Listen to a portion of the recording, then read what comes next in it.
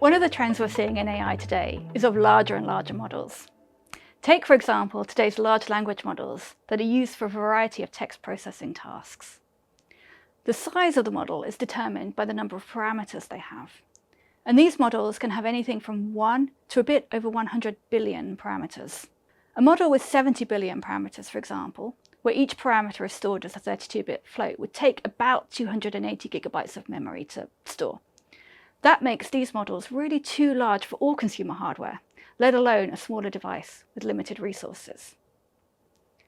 So there are two practical ways to make use of today's large AI models at the edge. The first is to take a large model and compress it somehow to fit on the hardware you're using.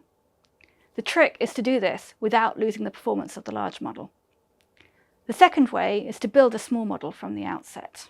For the first approach, there are several ways to compress a model. Two of the most common are pruning and quantization.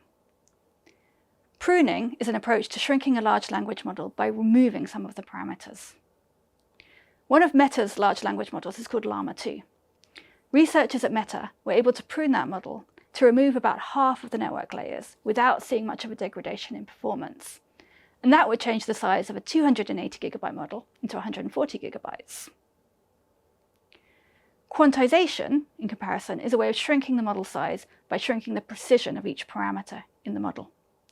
Typically, float 32 is used to store model parameters, which is 4 bytes per parameter. However, you could shrink this down to perhaps int8, which has just 1 byte per parameter, so then you quarter the amount of memory being used. Even more, you could go down to int4 or smaller.